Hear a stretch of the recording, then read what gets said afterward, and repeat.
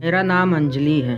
मेरी उम्र 21 साल है। जब मैं बहुत छोटी थी तो मेरे माँ बाप इस दुनिया से चले गए। मैं अकेली थी। मेरे चाचा ने मेरी परवरिश का जिम्मा लिया। पहले पहले तो मेरा बहुत ख्याल रखते थे, मेरी हर ज़रूरत को पूरी करते, मगर फिर आहिस्ता आहिस्ता उनका प्यार मेरे लिए कम होता गया।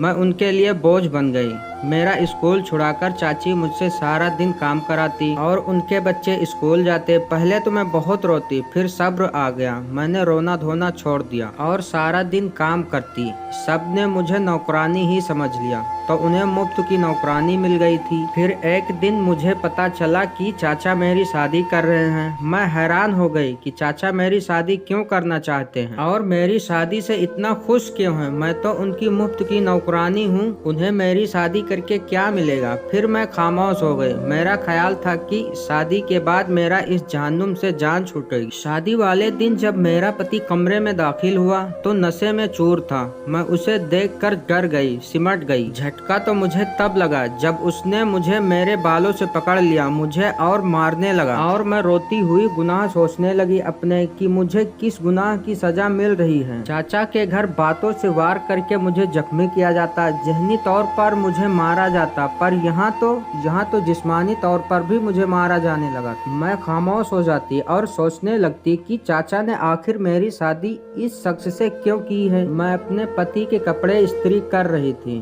तब अचानक दरवाजा खोलकर कमरे में आए, मुझे बालों से पकड़कर मेरे हाथ पर गरम इस्त्री रख दी। मैं दर्द से चीख उठी और मेरे आंखों से आंसू बहने लगे और गुस्से में बोले, या रोने का ड्रामा मेरे सामने मत करो। और बोले, मैं तुम जैसी औरतों को अच्छी तरह जानता हूँ। मैं हैरान हो गई।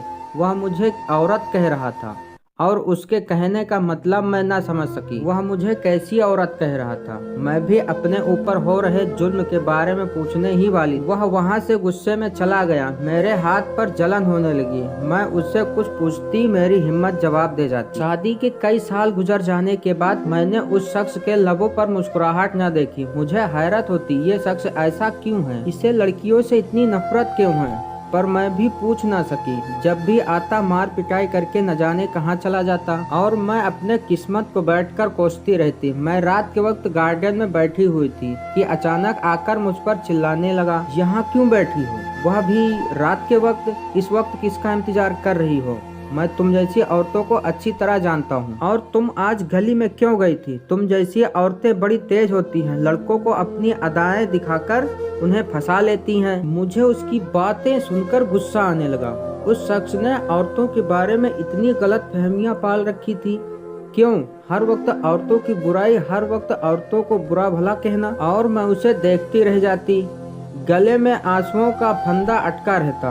वह मुझे बाजू से पकड़कर अंदर ले आया और मुझे बेड पर फेंका और बुरी तरह से मारने लगा। मेरे तो आंसू भी सूख गए थे। रो रो कर आराम से सो गया और मैं अपने जख्मों पर मरहम लगाने लगी। उस शख्स को बहुत सुकून मिलता था मुझे मारकर, और मैं यही सोचती रहती, क्यों इतनी नफरत करता है मुझसे। पूरी रात यूं ही जागते जागते गुजर गई। नींद तो कोसों दूर थी। सुबह सुबह तबीयत खराब हो गई। मुझे लगा रात जागने की वजह से खराब हो गई तबीयत। मैं हर रोज की जैसे काम कर रही थी। रात के वक्त मेरा पति घर आया और मैंने उसके सामने खाना रख दिया। गुस्से में बोला, जब भी मैं घर आता हूँ सामने खाना रख देती हो, और कोई काम नहीं है क्या? मैं कोई घर में खाने आता हूँ। वह गुस्से में बोला। मैंने पहली दफा उसके सवाल पर जवाब दिया, खाने के अलावा मारने भी आते हैं। पर मेरे ख्याल में भी नहीं था कि उस शख्स को मेरी बात पर इतना गुस्सा आएगा। उसने खाने वाली प्लेट उठाकर फेंक दी। मैं हैरान रह गई। शख्स अब मेरा हाल बिगाड़ने वाला है। वह गुस्से में मेरी तरफ कदम बढ़ाने लगा। मेरा सर चकराकर मैं जमीन पर बेहोश हो गई। इसके बाद जब मेरी आंख खुली तो मैं कमरे में मौजूद थी। डॉक्टर पति को हिदायत दे रहे थे, इनका बहुत ज्यादा ख्याल रखना, इस हालत में इनका कोई भी टेंशन ठीक नहीं है। मैं सवालिया नजरों से अपने पति को देखने लग गई, पर डॉक्टर ने जैसे ही अगली बात बोली मुझे सारी बात समझ में आ गई। डॉक्टर कह रही थी, अगर इनको टेंशन दी तो इनके साथ साथ इनके बच्चे को भी खतरा होगा। डॉक्टर की बात सुनकर मेरे लबों पर मुस्कुराहट आ गई। अब मैं अपने पति को देखने लग गई। मैंने पहली दफा उसके चेहरे पर गुस्सा नहीं देखा, मगर गुस्सा नहीं था तो मुस्कुराहट भी नहीं थी। बस वह खामोशी से डॉक्टर की बातें सुन रहा था। थोड़ी देर बाद डॉक्टर बाहर चली गई तो वह भी बाहर चला गया और मुझसे कोई बात न की और मेरी मुस्कुराहट एकदम सिमट गई और मैं बला वजह अपने हाथों को देखने लग गई। मेरे हाथों की लकीरों में शायद कोई खुशी की लकीर ही न थी। मैंने अपने गिरने वाले आंसू साफ किए और सोचने लग गई कि चाचा के घर में और इस घर में कितना फर्क था। कोई ज्यादा फर्क न था। मुझे बस यह जानना था कि चाचा ने मेरी शादी इससे क्यों की, जो शख्स औरतों से इतनी नफरत करता है, और क्यों करता है। मैं पूछती भी तो किससे, मैं तो किसी को जानती भी ना थी। कौन बताता मुझे इस शख्स के बारे में। या तो तन्हा है, ना इसकी माँ है, ना बाप है, ना इसका भाई, ना कोई बहन है, सिर्फ एक ही है यह जालिम शख्स। पर मैं खुश थी कि मेरा कोई तो था, मेरा चाहे जैसा भी हो कोई तो है। मैं सो गई। सुबह जब मेरी आंख खुली तो मेरा पति घर पे मौजूद नहीं था। मैं उठी और फ्रेश हुई। अभी मुझे नाश्ता करना ही था कि मेरा हमसाई आ गई। मुझे हैरानी हुई कि पहली दफा मेरे घर कोई औरत आई है। उसने मुझे बताया कि मैं साथ वाले घर में रहती हूँ। फिर अजीब सी बात कही गई, बहन अपने पति को काबू में रखो। मैं हैरान हो गई। पति ने ऐसा क्या कर दिया जो मैं उसे काबू में रखूं? जिंदगी गुजरने लगी और उसने मुझे मारना बंद कर दिया। वह खुद भी गुमसुम सा रहता। पर यह मेरी हैरानगी ज्यादा दिन तक न टिकी। अगले ही दिन मुझे थप्पड़ पड़ गया, पर मैं कर भी क्या सकती थी। भला वजह शायद उसका परेशान करना और मुझे मारना उसकी आदत थी। उस शख्स के साथ इतने साल बिताने के बाद भी उसे समझ ना सकी वह क्या है। मैं रात के वक्त गार्डन में टहल रही थी। अभी तक मेरे सरताज घर नहीं पहुँचे थे। मुझे नींद आने लगी। मैं कमरे में चली गई। मैं उनके आने से पहले तक सो भी नहीं सकती थी। वैसे ही बैठकर अपनी गुजरी जिंदगी के बारे में सोचने लगी। मुझे तो याद भी ना था कि कब खुलकर मुस्कुराई थी। अचानक से दरवाजा खुला। मुझे लगा कि मेरे पति घर आ गए। बड़ी मुश्किल से मैं बेड पर से उठी और सामने अनजान शख्स को देखकर मेरे रोंगटे खड़े हो गए और मैं डर के मारे कमरे की सारी लाइट्स ऑन कर दी। वह पहले तो मुझे गुस्से में देखता रहा। उसकी आंखें लाल खून थी। अचानक उसका गुस्सा गायब होने लगा। वह पीछे कदम रखता बाहर निकला। मैं उसके पीछे गई। वह बिना रुके वहां से चला गया। इस दौरान मेरा पति मेरी तरफ आया। इससे पहले मैं उससे कुछ पूछती वह कहने लगा, ये कौन है? उसके चिल्ला कर पूछने पर मुझे अपनी जान जाती हुई लगी। मैंने सिर हिलाते हुए कहा, मैं नहीं जानती। लेकिन उस शख्स ने इतनी जोर का थप्पड़ मारा कि मेरे आंखों के सामने अंधेरा छा गया और जोर जोर से बुरा भला कहने लगा। शायद वह होश में नहीं था और मुझे बुरी तरह मारने लगा। उसने मुझे बोलने का मौका ही नहीं दिया और खुद ही बोलता गया कि तुम जैसी लड़कियों के न जाने कितने यार होते हैं, न जाने किस किस से चक्कर चलाया होगा तुमने। उसने मुझे बालों से पकड़कर घसीटते हुए घर से बाहर कर दिया और गुस्से में कहा, इस घर के दरवाजे तुम्हारे लिए हमेशा के लिए बंद हो गए। और कहने लगा, जहाँ मर्जी चली जाओ। मैं कहाँ जाऊंगी? अपने उसी यार के पास जाओ। उसने यह कहकर मेरे मुंह पर दरवाजा बंद कर लिया और मैं बेबसी से देखती रही। मैं दरवाजा खटखटाती रही मगर मेरे लिए दरवाजा ना खुला और ना ही खुलना था। मैं सड़क पर दरबदर फिरने लगी। कहाँ जाती? मैं चाचा के घर भी नहीं जा सकती थी। उस घर जाने से बेहतर मैं मर जाती। पर मैं अपने साथ साथ एक नन्ही सी जान को नहीं मारना चाहती थी।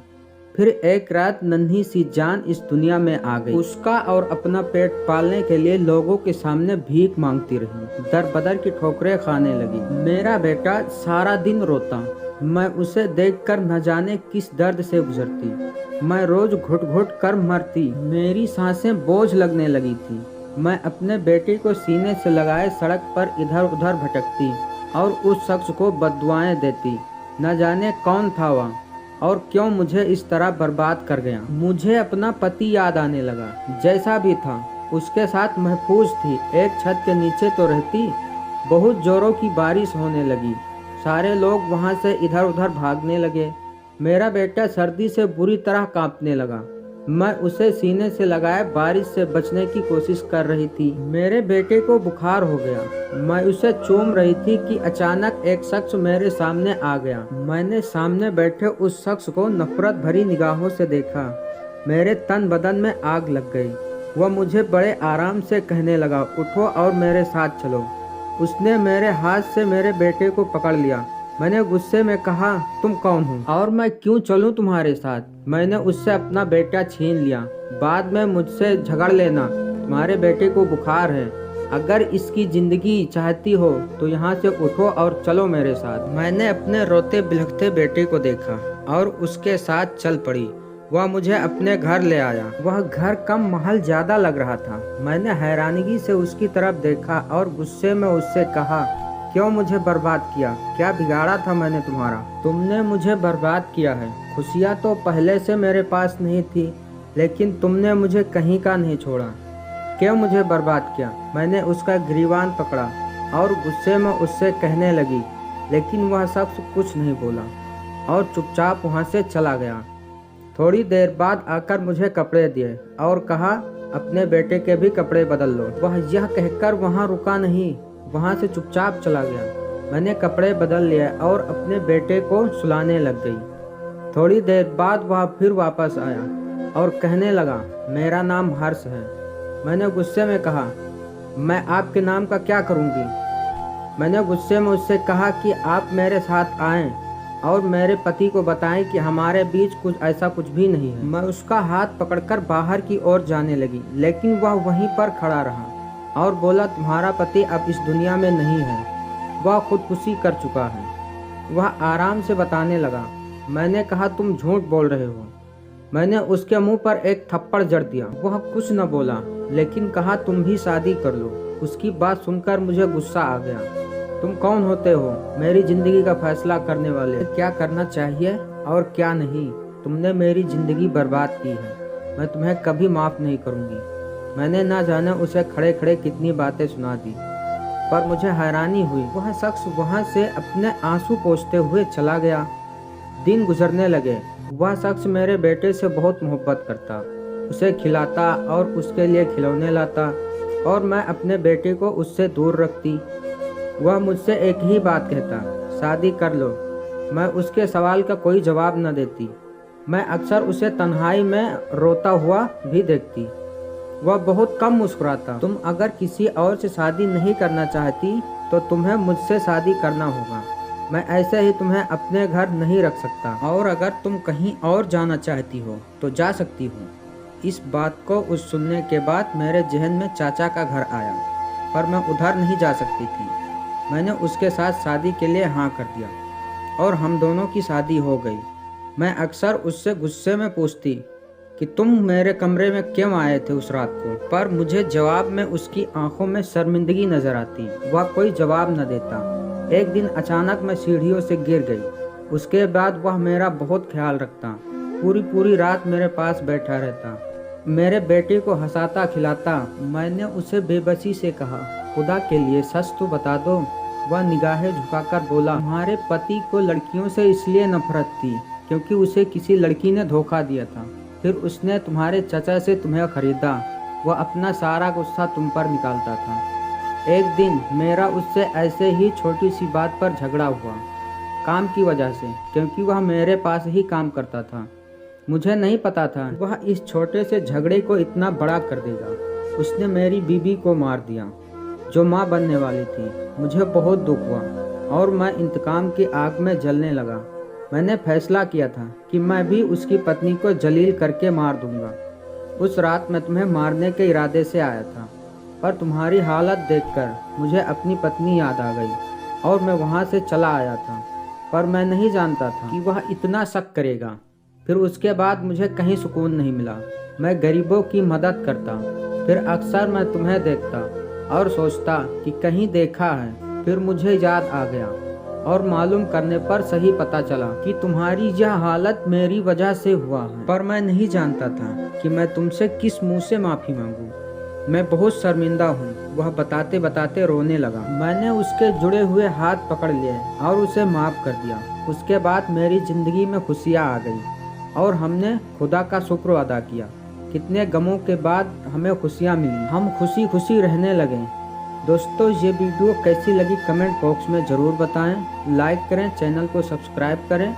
हम ऐसी वीडियो आपके लिए लाते रहेंगे। धन्यवाद।